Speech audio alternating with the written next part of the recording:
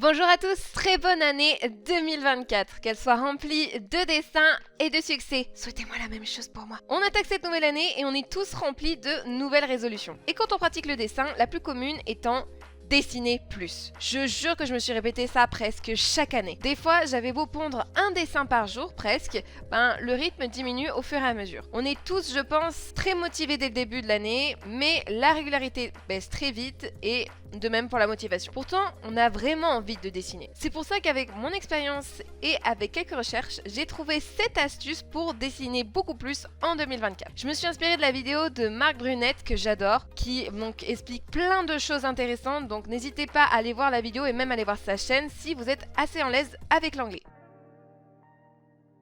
C'est quelque chose que je remarque même personnellement, se donner un objectif trop abstrait, pas assez précis comme savoir dessiner le corps ou dessiner des illustrations facilement, par exemple, c'est très handicapant. Surtout pour notre cerveau, puisqu'il n'y a pas de réelle façon de savoir si on a atteint l'objectif.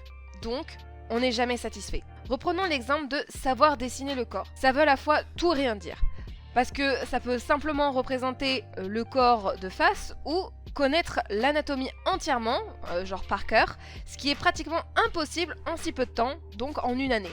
Le corps est une étape très longue à maîtriser et vous n'aurez jamais la sensation d'avancer ou d'arriver au but car c'est un objectif bien trop vaste. Donnez-vous plusieurs objectifs tout au long de l'année avec des linéaires précis. Je veux pouvoir dessiner les poses simples des mains au mois de janvier, puis dessiner des poses complexes avec 2 mains jointes en février, et en mars, pourquoi pas, ajouter des accessoires aux mains. Ça, c'est un exemple. Et vous pouvez varier petits objectifs pour aller vers cet objectif que vous avez qui est un peu plus abstrait. Avec cette méthode, vous allez avoir la sensation de réellement avancer vers ce que vous voulez puisque vous allez vraiment atteindre les petits objectifs, comme marche après marche. Et pour votre morale, atteindre des objectifs fixés et voir l'évolution de votre dessin est le plus grand boost pour votre motivation. C'est pour ça qu'on en vient au deuxième point. Soyez conscient de vos objectifs et de vos capacités. Se fixer des objectifs trop hauts, donc trop durs à atteindre, est très courant chez tous ceux qui aiment dessiner. Et c'est la plupart du temps très démoralisant. Parce que ces objectifs, on ne va pas les atteindre. Comme par exemple savoir dessiner les jambes en une semaine alors qu'on débute à peine et qu'on y consacre 20 minutes par jour. Et je parle bien de savoir le faire et pas de simplement le faire. Vous n'allez pas y arriver et c'est d'ailleurs tout à fait normal, mais ça va vous démoraliser, c'est obligé. Le dessin, on s'en rend pas compte, mais le moral compte beaucoup sur notre progression, la vitesse de notre avancée et même rien que le fait de pouvoir se mettre à dessiner. En plus, si vous ratez une fois, en général, on se dit que on va pas y arriver, qu'on n'est pas capable, bref, le moral dans les chaussettes quoi. A l'inverse, si vos objectifs sont trop simples et que vous les atteignez trop facilement, vous allez vite perdre l'intérêt à continuer parce que vous n'aurez même plus cette satisfaction d'atteindre un objectif. Dessiner des yeux manga en un mois par exemple, c'est beaucoup trop long pour juste dessiner des yeux parce que le plus dur, c'est de les poser sur un visage.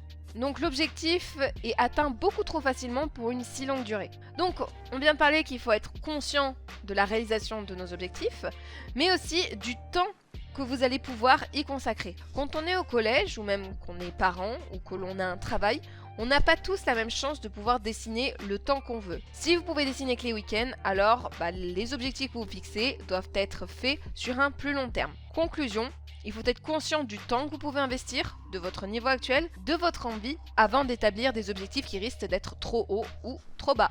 Et c'est pour ça que vous pouvez développer une routine pour dessiner le plus souvent possible. Si vous établissez une routine de 30 minutes par jour, par exemple, vous allez mieux pouvoir définir vos objectifs en dessin en fonction de ça. En 30 minutes par jour, vous pouvez apprendre à être à l'aise pour dessiner les cheveux en un mois par exemple. D'ailleurs, un point positif de la routine est la mémoire musculaire. On n'y pense pas souvent, mais le fait de tous les jours dessiner un peu, votre corps s'en rappelle. Et le jour suivant, il est donc bien plus facile de vous mettre au dessin. Que ce soit donc les muscles de votre main, des bras, mais aussi pour votre cerveau. Quelque chose qui rentre dans une habitude, qui devient presque mécanique, c'est beaucoup plus facile de s'y plonger dedans. Plus vous allez vous forcer à dessiner dans un intervalle régulier, tous les jours, toutes les semaines, plus ça sera un automatisme et vous n'aurez plus besoin de vous pousser à le faire. Le dessin, c'est un peu comme le sport. Plus vous mettez l'effort pour y arriver, plus vous allez avancer et ça va glisser tout seul. Mais Shoko Sensei, je passe déjà 30 minutes par jour à dessiner, mais je progresse pas parce que je reste toujours bloquée sur le même dessin. C'est là où se mettre un timer pour chaque dessin est une très bonne idée. On est beaucoup à rester bloqué sur un dessin ou sur quelque chose qui va pas. On reste dessus, on gomme, on corrige, on redessine, mais ça va toujours pas et on aura passé 1 heure sur un dessin de merde. Non seulement on n'est pas fier de ce qu'on a fait, mais en plus on a l'impression d'avoir perdu du temps. En dessin, il faut absolument passer à autre chose. Vous ne pouvez pas rester bloqué sur le même dessin. Si c'est le vêtement du personnage qui vous dérange, alors passez à un autre dessin et retravaillez-le. Mais passez à autre chose. Moralement, c'est un gros frein de rester bloqué. C'est pour ça que mettre un timer vous oblige à passer à un autre dessin, et même des fois à vous accélérer un petit peu quand vous dessinez, apprendre d'autres éléments importants ou retravailler sur ce quoi vous galérez. Alors c'est bien d'avoir un timer, une routine, tout ça, mais comment on fait quand on ne sait pas quoi dessiner ? Le fameux syndrome de la page blanche. Ce moment où devant la feuille de dessin ou la tablette, on reste fixé sans rien faire, à pas trouver d'idées. Pour ça, je vous conseille d'utiliser des références. Vous cherchez sur Pinterest, Instagram, bref, dans des endroits où il y a plein de croquis, de dessins divers pour vous entraîner à reproduire. Ce qui est génial avec Pinterest, c'est le nombre d'images à but éducatif ou juste de références que vous allez forcément trouver ce qu'il vous faut. Vraiment, Pinterest pour moi est mon réseau social préféré. C'est plus facile de trouver des références ou des idées en dessin. La plupart du temps, je scrolle de dessin en dessin, des fois même pendant longtemps, et je me dis j'aime bien ces cheveux, j'aime bien cette pose, ah tiens ça c'est intéressant, et j'essaye d'assembler plein d'éléments que j'aime ensemble. Sinon j'avoue que comme je dois produire pas mal de dessins, j'ai énormément de mal à toujours devoir trouver de l'inspiration. Mais pour l'apprentissage, regardez le nombre d'images de références à but éducatif qu'il y a. Ce que je vous conseille, c'est de chercher en anglais comme Hard Reference ou Manga Tutorial Draw, ou encore pour le corps par exemple Draw Boy Reference, avec l'accent anglais évidemment. Vous allez tomber sur une mine d'or, croyez-moi. Sinon, j'ai créé un livre qui s'appelle 300 références manga, où, comme son nom l'indique, il y a plus de 300 références manga sur plein de sujets différents comme le visage, les cheveux, plein d'exemples sur l'anatomie comme des poses assises ou en action, les vêtements et plein d'autres. Donc si vous avez la flemme de toujours chercher sur internet, je vous invite à vous procurer le livre sur Amazon. Le lien est dans la description. Et surtout, ça contribue à me soutenir et soutenir Cours de Manga, et ça me permet de sortir des vidéos comme ça plus souvent. Ou même d'ailleurs, vous pouvez venir sur Cours de Manga. Il y a plein de cours gratuits ou même des formations avec plein de cours variés. On aborde le visage, le corps et les armes aussi, qui est d'ailleurs un des derniers cours sortis. Tout ce qu'il faut savoir pour dessiner des mangas.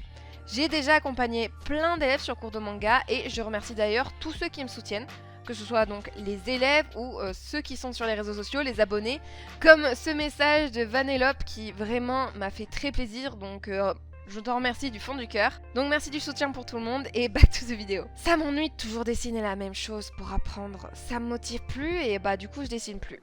C'est que tu n'as pas encore saisi l'équilibre entre dessiner ce qui nous plaît et apprendre. Il est important de pas toujours dessiner pour apprendre, mais aussi pour le fun ou encore de dessiner une idée que vous avez en tête. Faire toujours dans l'apprentissage, l'entraînement, ça revient à faire des devoirs quoi, et on se rappelle que personne n'aimait ça quand on était au collège. Il ne faut pas que vous voyez ça comme un fardeau ou que vous traînez les pieds pour le faire.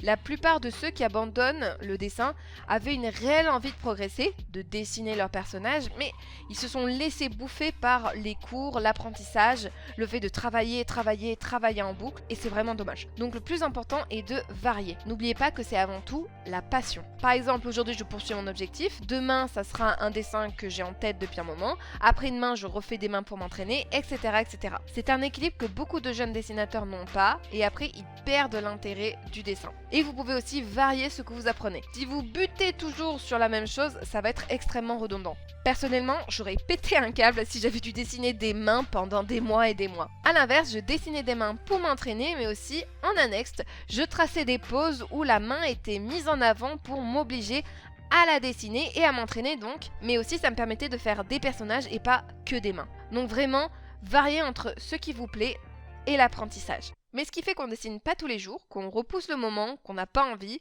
c'est souvent la peur de l'échec. Il n'y a pas d'échec en dessin.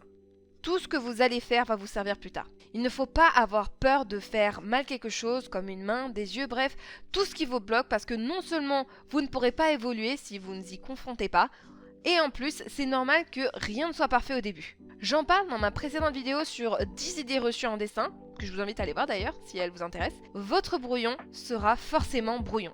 Ça peut paraître bête vu que c'est évident, mais dans l'inconscient de beaucoup de monde, voir leur dessin imparfait dès les premiers traits, ça les bloque et même ça les déprime. Et pour ça, il faut arrêter de se comparer aux autres. Les réseaux sociaux ne vous montrent pas la réalité du dessin du tout. Ils ne montrent pas que lui a peut-être fait 10 fois, voire 15 fois son dessin avant de pouvoir arriver à quelque chose de correct, ou que lui a passé les dernières années de sa vie à dessiner 10 heures par jour pour arriver à ce résultat. Bref, c'est incomparable.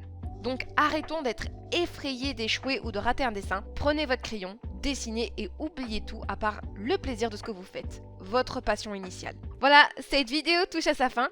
J'espère que vous allez pouvoir dessiner beaucoup plus cette année et atteindre vos objectifs avec tous les conseils que j'ai pu vous donner. De mon côté, j'ai beaucoup de projets pour cours de manga cette année.